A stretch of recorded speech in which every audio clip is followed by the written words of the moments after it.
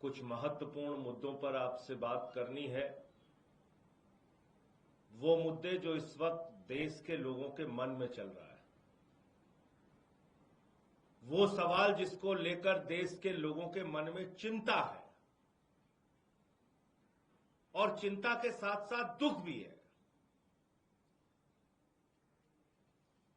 140 करोड़ हिंदुस्तानियों के मन में यह सवाल है कि भारत की संप्रभुता, भारत का स्वाभिमान, भारत का सम्मान क्या भारत के प्रधानमंत्री नरेंद्र मोदी जी ने अमेरिका के राष्ट्रपति ट्रंप के व्यापार बंद करने की धमकी के नाम पर राष्ट्र के स्वाभिमान और सम्मान से समझौता कर लिया? यह सवाल है 144 करोड़ लोगों के मन में।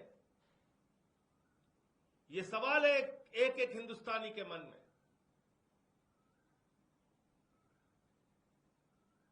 जब ये ऑपरेशन सिंदूर शुरू हुआ, पहलगाम में हमारी बहनों के सिंदूर उजाड़े गए, पाकिस्तान के 4 आतंकवादियों का नाम आया, भारत की सरकार ने कहा एक को भी नहीं छोड़ेंगे, घुस के मारेंगे। पूरे देश की जनता ने कहा घुस के मारो, हम साथ पे खड़े। सभी दलों ने कहा, सर्वदलीय बैठक में कहा, बार बार मीडिया में आके कहा घुस के मारो, हम साथ में खड़े। कोई आतंकवादी बचना नहीं चाहिए। और पाक ऑक्युपाइड कश्मीर, पाक अधिकृत कश्मीर जो आतंकवादियों का अड्डा है, जहां से कश्मीर में आतंकवाद फैलाया जाता है, भारत के कश्मीर और दूसरे हिस्सों में, उस पाक ऑक्युपाइड कश्मीर को ले लेना, उसको वापस हिंदुस्तान में मिला लेना, बलूचिस्तान में जो असंतोष चल रहा है उसको अलग कर देना, उसी तरह से जिस तरह से बांग्लादेश को 1971 में हमने पाकिस्तान के 2 टुकड़े करके अलग किया था। ये पूरे देश की भावना थी। ऑपरेशन सिंदूर शुरू हुआ, मैं सर झुका के नमन करता हूं भारतीय सेना को, उनके साहस को, उनके पराक्रम को। 9 आतंकी ठिकानों को 7 मई को पाकिस्तान के अंदर उजाड़ दिया गया। 100 से अधिक आतंकवादियों को मार गिराया गया, उनके सहयोगियों को मार गिराया गया। लेकिन प्रधानमंत्री जी, क्या आपने वो तस्वीर नहीं देखी कि उन आतंकवादियों के जनाजे में पाकिस्तान के सेना के अधिकारी खड़े थे? पाकिस्तान मातम मना रहा था। किसके मरने पे? आतंकवादियों के मरने पे। आप उस पाकिस्तान पे भरोसा कर रहे हैं? पूरे देश को उस वक्त गर्व हुआ। भारतीय सेना लगातार पाकिस्तान के हमलों का जवाब दे रही थी, उनके एयरबेस को नष्ट कर रही थी, उनके आतंकवादी ठिकानों को नष्ट कर रही थी। सेना ने बताया 21 आतंकवादी ठिकाने हैं। पूरे देश के मन में था वो 21 के 21 आतंकवादी ठिकाने पूरी तरीके से ध्वस्त होंगे। हमारे 21 निर्दोष लोग राजौरी पुंछ के एरिया में मार दिए गए। हमारे गुरुद्वारे पे हमला हुआ, हमारे मंदिर पे हमला हुआ, लेकिन भारतीय सेना एक एक हमले का जवाब दे रही थी। पाकिस्तान को उन्हीं की भाषा में 10 गुना ज्यादा नुकसान करके जवाब दे रही थी। भारत की सेना ने अपने 5 जवानों की शहादत का मुंहतोड़ जवाब दिया। उनके सेना के 5 जवान शहीद हुए। हवलदार शहीद दिनेश शर्मा को मैं नमन करूंगा, पवन कुमार जी को नमन करूंगा, इम्तियाज अली जी को नमन करूंगा, शेख अली जी को नमन करूंगा, सूरज यादव जी को नमन करूंगा।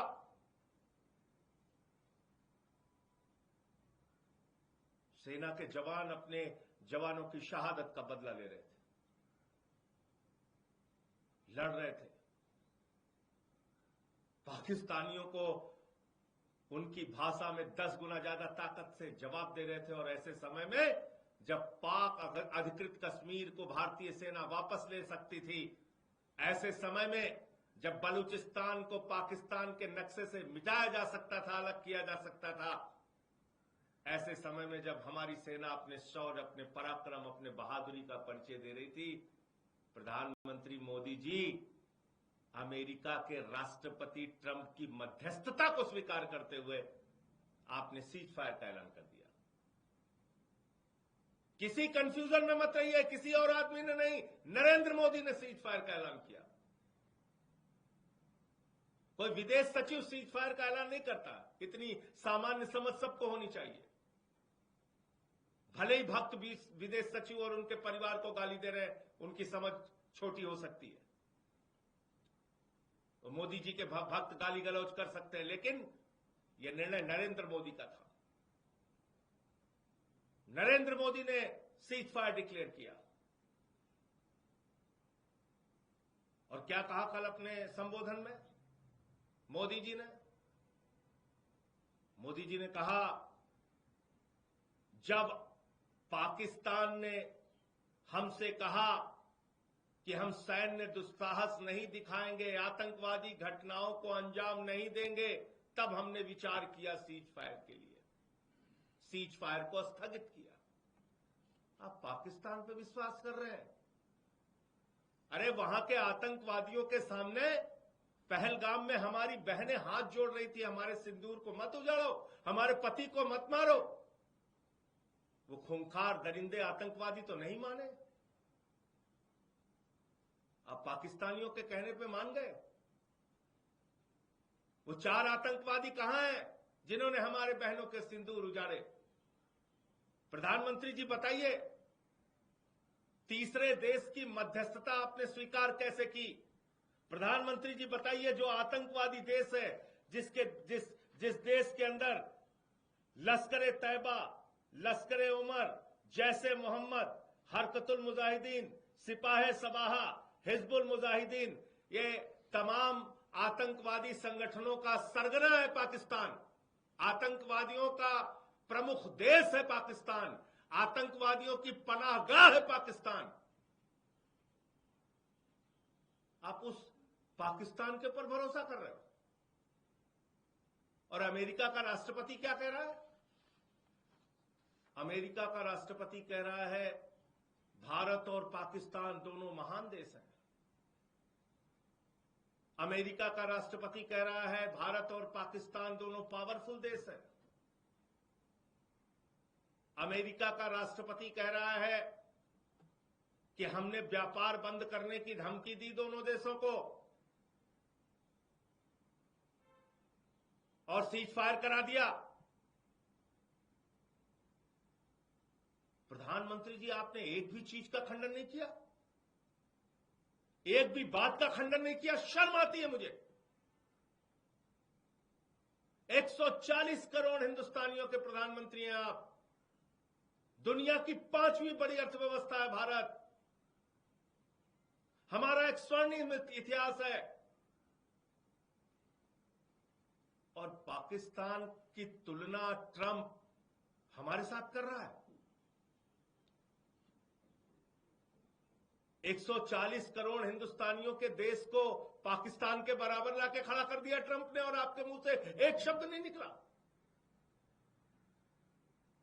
वो भूखा नंगा देश जो खाने के लिए मोहताज है, उसको वो कह रहा है वो शक्तिशाली देश है। आपके मुंह से एक भी शब्द नहीं निकला।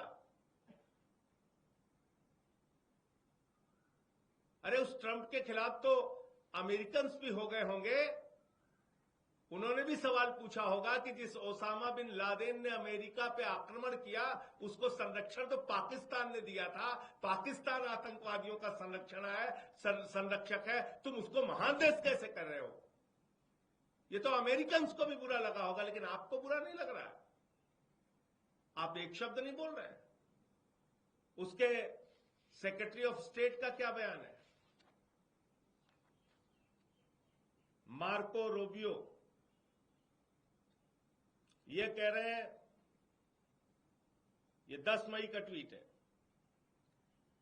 Indian and Pakistani officials Vance and I have engaged with senior Indian and Pakistani officials, including Prime Ministers Narendra Modi and Shehbaz Sharif, External Affairs Minister Subramaniam Jaishankar, Chief of Army Staff Asim Munir, and National Security Advisor Ajit Doval and Asim Malik.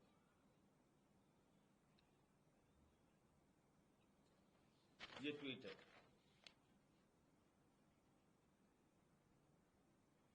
ये America का secretary of state ये कह रहा है मोदी जी की 48 घंटे से बातचीत चल रही थी आप लोगों की। जेडी वैंस और रूबियो के साथ आप बातचीत कर रहे थे 48 घंटे से। आपसे भी बात हुई, शहबाज शरीफ से भी बात हुई। इस ट्वीट में तो साफ साफ लिखा हुआ है, देश को बताइए क्या आपने, जब हमारी सेना पाकिस्तानियों को मुंहतोड़ जवाब दे रही थी, आप अमेरिका के साथ समझौते और बातचीत करने में जुटे हुए थे? इसका जवाब दीजिए प्रधानमंत्री जी। ये बहुत ही खतरनाक बात ट्रंप ने कही है, जिसका जवाब प्रधानमंत्री जी को देना ही चाहिए। ये क्या कह रहा है? With both of these great nations, additionally I will work with you both to see if after 1,000 years a solution can be arrived at concerning Kashmir.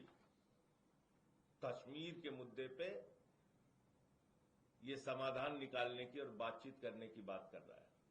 Kashmir कहां से आ गया? कश्मीर के भारत में जितने भी प्रधानमंत्री हुए कश्मीर के मामले में,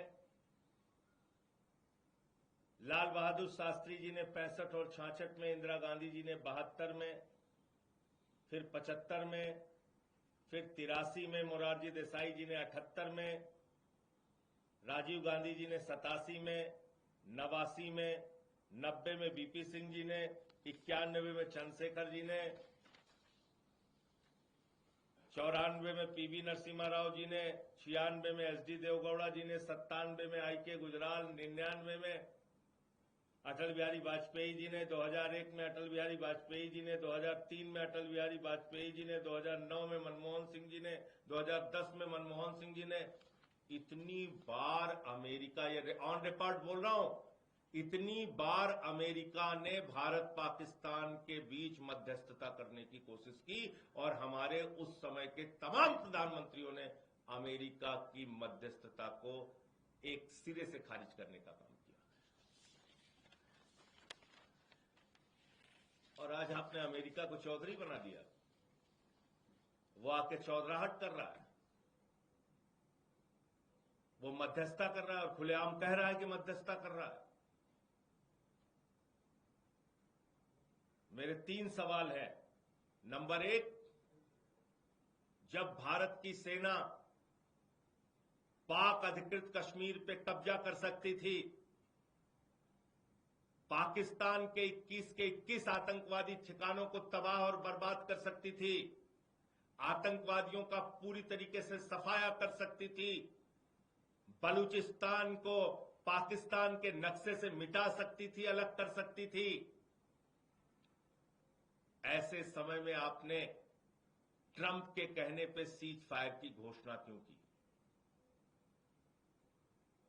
नंबर 2, पूरा देश ये पूछ रहा है, ऑपरेशन सिंदूर की शुरुआत तो उन बहनों के माथे के जो सिंदूर उजाड़े गए थे उसके लिए हुई थी, और उन सिंदूर को उजाड़ने वाले 4 खूंखार आतंकवादी कहां हैं? वो पाकिस्तानी आतंकवादी कहां हैं?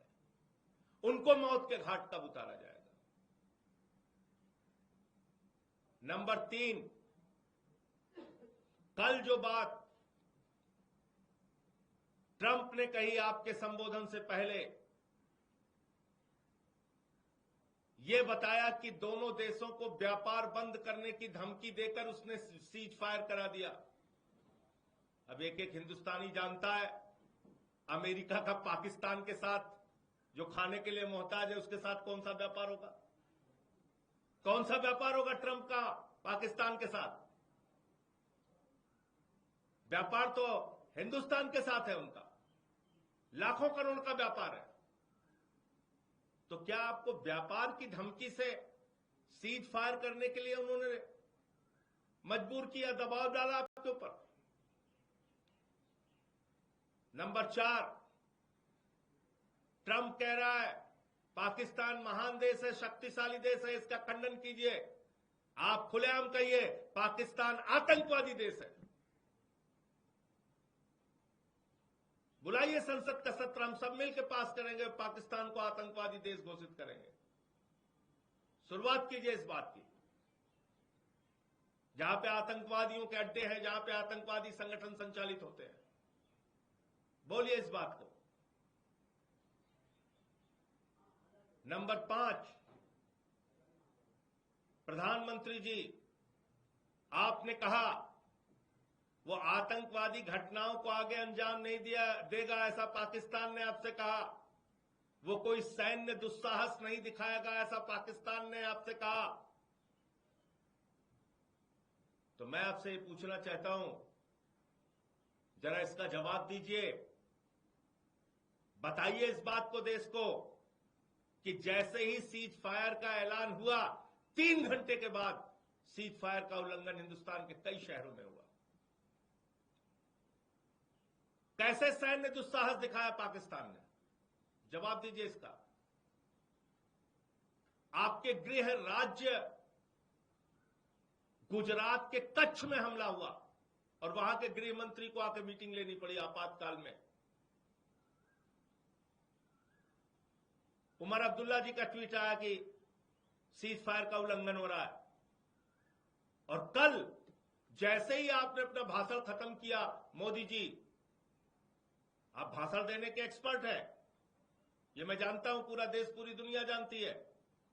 भले ही पाकिस्तान के, हिंदुस्तान के ऐसे गंभीर और संवेदनशील मसले पर सर्वदलीय बैठक हो रही हो, लेकिन आप चुनावी रैली करने के लिए, भाषण देने के लिए बिहार जाते हैं। मुझे मालूम है, मुझे मालूम है आप केरल में समारोह को संबोधित करने जाते हैं, आंध्र प्रदेश में समारोह को संबोधित करने जाते हैं। मुझे पता है आप सर्वदलीय बैठक से गायब रहते हैं, लेकिन मुंबई के फिल्मी सितारों को संबोधित करने के लिए जाते हैं और भाषण आप अच्छा दे लेते हैं। कल जैसे ही आपने अपना भाषण खत्म किया,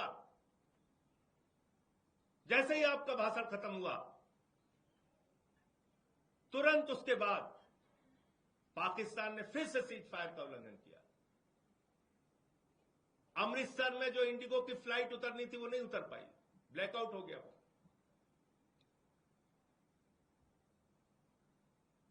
आप पाकिस्तान पे भरोसा कर रहे हैं? जवाब दीजिए, उनका सैन्य दुस्साहस फिर से कैसे जागा और कैसे उनकी हिम्मत हुई सीज फायर का उल्लंघन करने की। मैं फिर से एक बार भारतीय सेना के पराक्रम और शौर्य को नमन करता हूं। मैं फिर से एक बार भारतीय सेना की बहादुरी को नमन करता हूं, सिर झुका कर नमन करता हूं।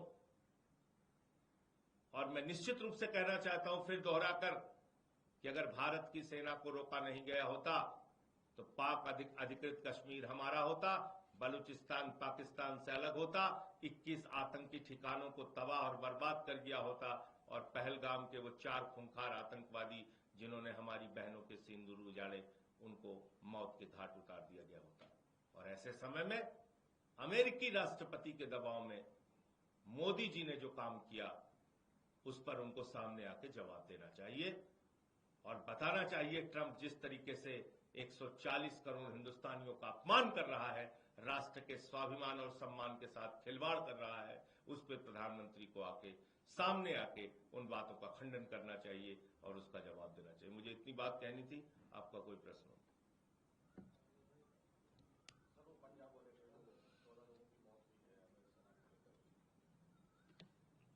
अभी आज इसी विषय पे बात करेंगे। कह रहे हैं कि सिर्फ स्थगित किया है, ऑपरेशन सिंदूर जारी है, फिर से अगर हिमाकत होती है तो जवाब दे रहा है अपने तरीके से, कोई ब्लैकमेलिंग नहीं कर सकता न्यूक्लियर के नाम पर। देखिए, पाकिस्तान ने तो कल प्रधानमंत्री का भाषण खत्म होने के तुरंत बाद से सैन्य दुस्साहस दिखाने का काम किया, उसकी खबरें भी आई, दबाव बना के उसको कहीं और चलाने नहीं दिया जाता, वो अलग विषय है, लेकिन तमाम न्यूज एजेंसीज ने खबर उसकी जारी की, तो इस पे कौन जवाब देगा? मैं तो पूछता हूं, ओसामा बिन लादेन को पालने वाला पाकिस्तान क्या महान देश है जो ट्रंप कह रहा है उससे मोदी सहमत है? इसका तो खंडन करो। ये तो आके आप बोलो कि भारत अमेरिका की मध्यस्थता को स्वीकार नहीं करेगा किसी भी हालत में, इतना तो आपके मुंह से निकल सकता है। धन्यवाद। प्रधानमंत्री ने अपने संबोधन में ये भी बात कही कि पाकिस्तान हमारे हमले से परेशान हो गया, इसलिए उन्होंने आके हमारे डीजीएमओ से बात की। देखिए, फिर उसने सीज फायर का वायलेशन तुरंत क्यों किया? और मान लो उन्होंने बातचीत किया तो उनकी बातचीत पे भरोसा क्यों किया? हम वो देश हैं, हिंदुस्तान वो देश है, 1971 में वहां के प्रधानमंत्री को बुला के लिखित समझौता किया, हमने लिखवा के लिया, पाकिस्तान के 2 टुकड़े किए हमने, उनके डीजीएमओ ने कह दिया आपने मान लिया। हमारी बहनें पहलगाम में हाथ जोड़ रही थी, वो खूंखार आतंकवादी तो नहीं माने।